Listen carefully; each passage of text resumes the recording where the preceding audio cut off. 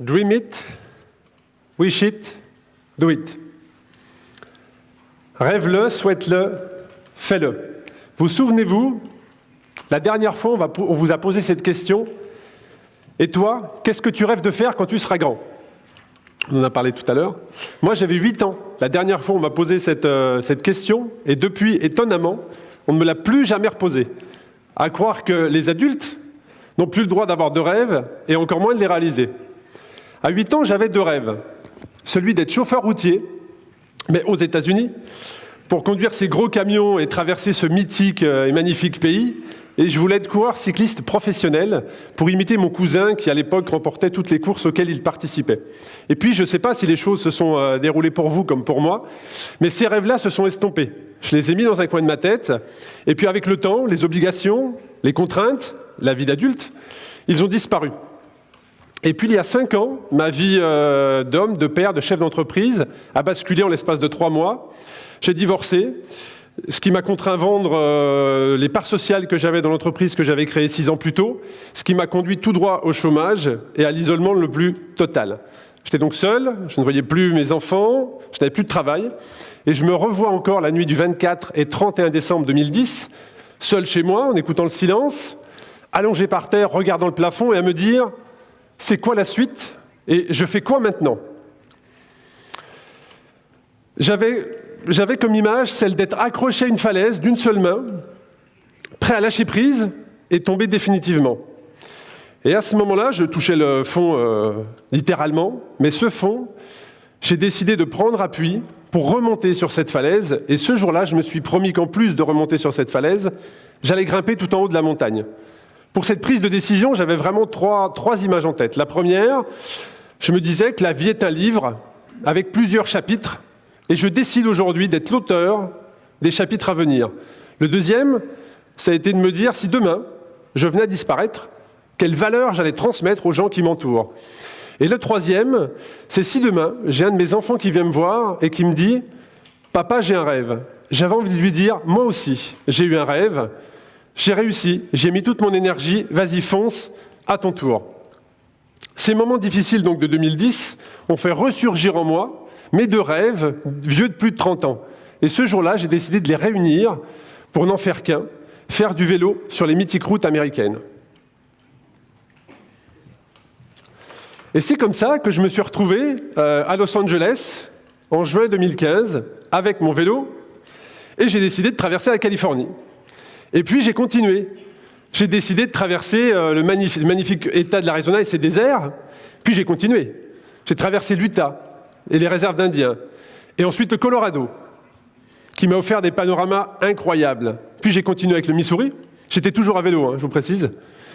Puis le Missouri, le Kansas également, excusez-moi, avec un état qui est plat comme la main, où en fait on voit l'horizon 4 coins, avec des lignes droites de 70 km.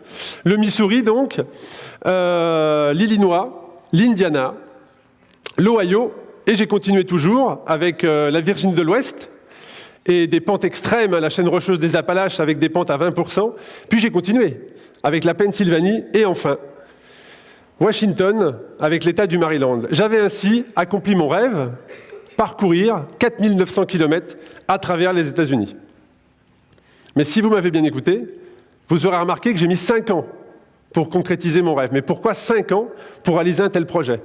Eh bien parce que je l'ai réalisé dans un contexte un peu particulier, celui d'une course cycliste, la Race Across America. En plus de vous faire traverser ce magnifique pays d'ouest en est, cette course, le règlement de cette course, vous impose de le faire en un maximum de 12 jours. Ce qui veut... Alors, sortez pas vos petites calculettes, je vais vous le dire. Ce qui veut dire un minimum de 400 km à vélo par jour si vous voulez terminer dans les classements. Cette épreuve est classée, selon les spécialistes de la presse sportive, la 2e épreuve la plus difficile au monde après le Vendée Globe Challenge. Alors cette course, j'ai eu la chance de la terminer en 11 jours, 2 heures et 38 minutes, ce qui fait de moi aujourd'hui le Français le plus rapide à avoir traversé ce continent.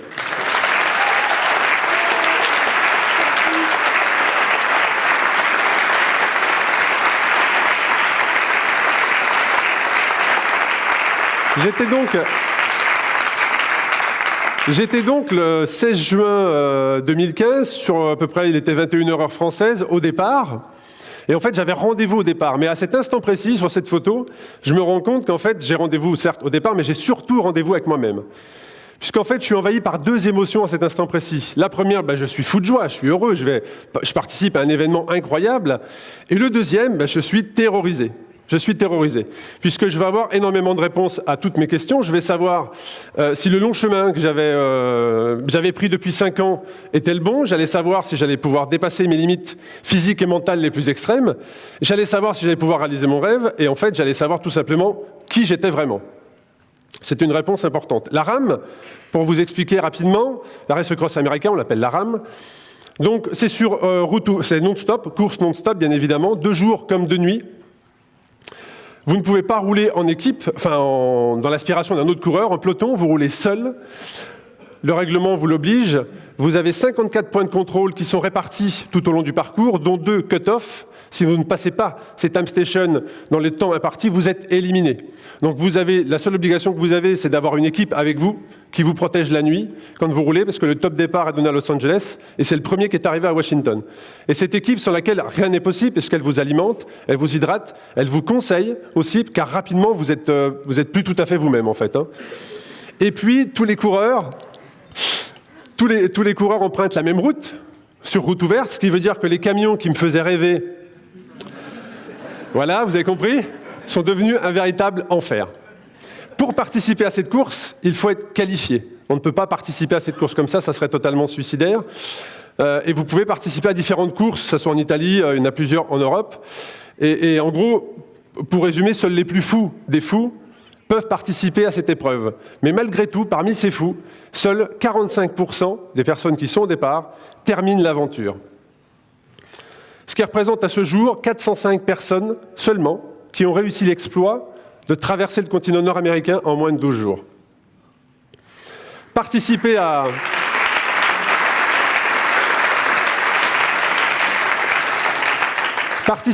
la RAM, c'est en fait se lancer un triple défi. C'est un défi de préparation, c'est un défi physique, mais c'est surtout un défi mental. Un défi de préparation, puisqu'il faut mettre toutes les chances de son côté au préalable pour se laisser une seule chance de terminer.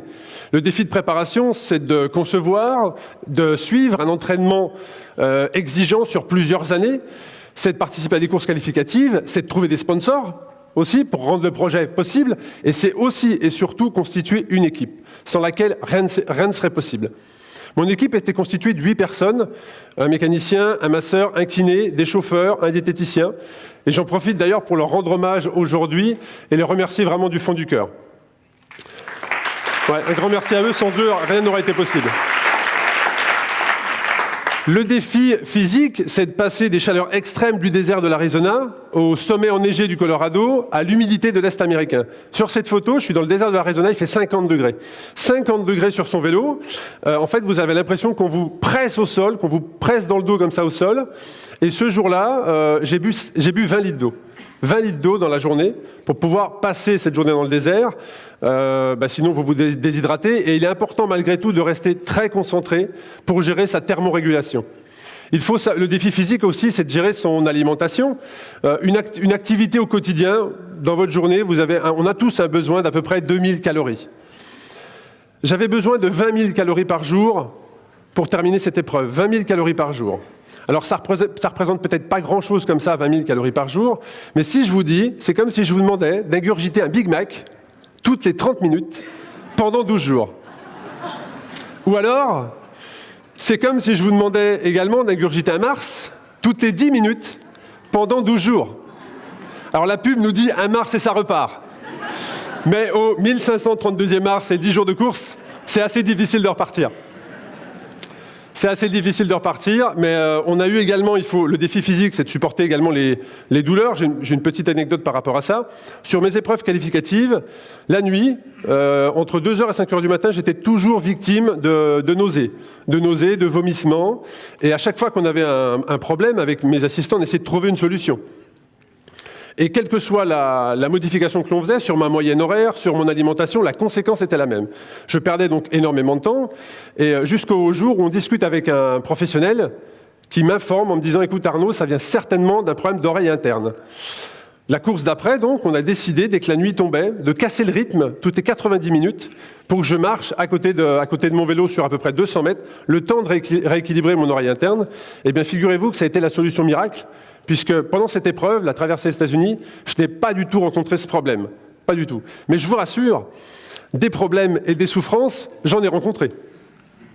J'ai notamment, très rapidement, au bout du 3e jour de course, perdu une bonne partie de la sensibilité des doigts de la main, puisque vos mains sont en constante pression sur le guidon, et très rapidement, je n'ai plus la sensibilité de 6 doigts, voilà, qui reviennent seulement 6 mois après être revenu de ce projet. Je commence tout juste à retrouver la totalité de la sensibilité au niveau de mes doigts. Mais comme beaucoup de concurrents, les douleurs physiques sont permanentes. Vous avez des douleurs aux articulations, vous avez des douleurs aux tendons, vous avez des douleurs à la selle, qui est un point d'appui sensible et important, et vous avez également des douleurs à la nuque, puisqu'on est sur une position qui n'est pas naturelle. Certains coureurs ont même les muscles de la nuque qui se tétanisent, ne pouvant plus supporter en fait le poids de leur tête.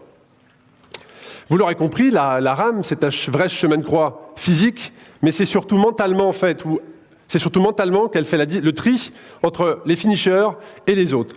Le défi mental, c'est de gérer sa fatigue et les hallucinations qui découlent de ça. C'est de gérer le sommeil et répartir 3 heures par jour en micro-sieste de 15 minutes. Le défi mental, c'est gérer la peur, puisque comme je vous l'ai dit tout à l'heure, on est sur route ouverte, et il faut pouvoir gérer cette circulation constante tout au long des États-Unis, où vous circulez même en centre-ville. La gestion également de la préparation mentale, c'est la gestion des émotions, très très important. Les moments d'euphorie que vous pouvez connaître dans la course, mais aussi les pensées négatives qui vous envahissent. Alors pour ça, j'avais trouvé un système très très simple. J'avais demandé à mes assistants à ce que l'on fixe sur mon vélo cette petite sonnette. Et à chaque fois, voilà. Et à chaque fois que je me sentais envahir par les pensées négatives, ou en tout cas je perdais ma concentration, j'activais cette petite sonnette. C'était un moyen pour moi de très rapidement retrouver ma concentration et de savoir pourquoi j'étais là. Et en tout cas, c'est une petite astuce qui a fonctionné.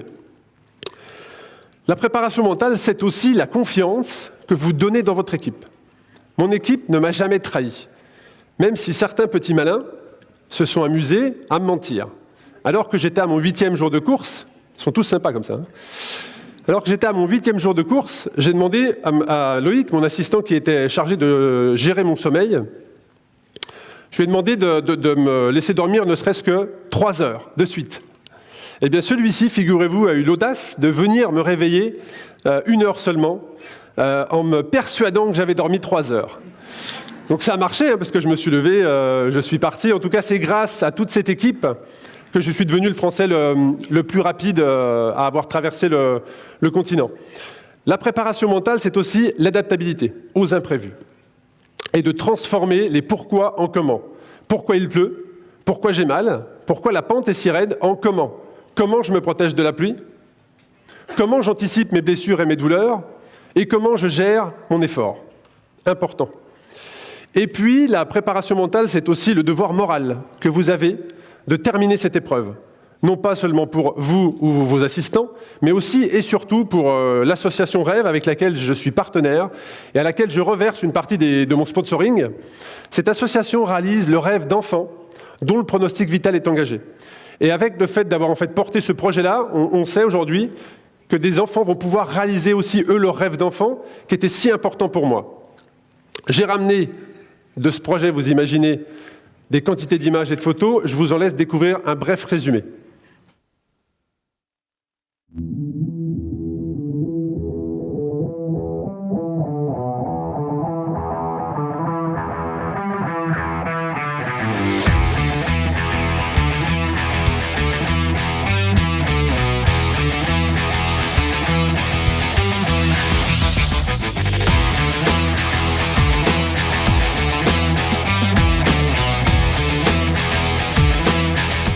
Là, j'ai levé le pied, je roule vraiment tranquille pour pas, pour pas monter en température parce que t'as raison.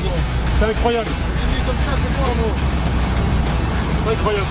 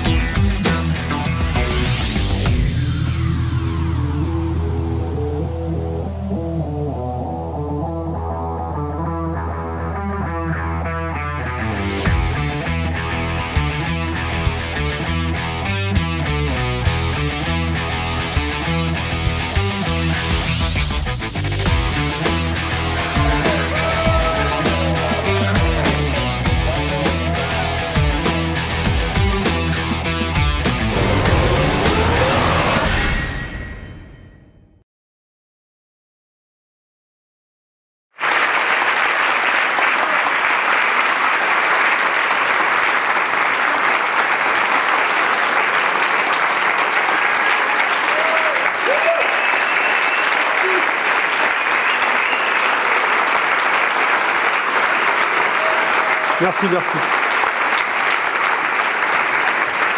J'ai donc de cette aventure ramené j'en ai tiré vraiment deux choses très très importantes. La première, ce n'est pas votre physique qui décide de votre mental, mais c'est bien votre mental qui décide de votre physique, et vous seul connaissez votre potentiel et personne d'autre. La deuxième chose, c'est les limites. Elles ne peuvent faire finalement que deux choses. Soit elles vous stoppent, soit elles vous rendent créatif. Voilà. Moi, je vous invite vraiment, vraiment à la créativité. Très important. Et puis, vous vous souvenez du premier écran, Dream it, wish it, do it. Eh bien, moi, c'est quelque chose que j'ai transformé au passé. Je l'ai rêvé, je l'ai souhaité, et je l'ai fait. Une dernière chose avant de terminer, c'est enjoy it. Je vous invite à prendre vraiment du plaisir. Le fait de réaliser un tel projet, quelque chose qui ensuite vous suit toute votre vie, ça vous apporte une confiance en vous incroyable, qui décuple votre audace, notamment celle d'avoir vécu un moment extraordinaire en votre présence aujourd'hui dans cette salle. Merci beaucoup.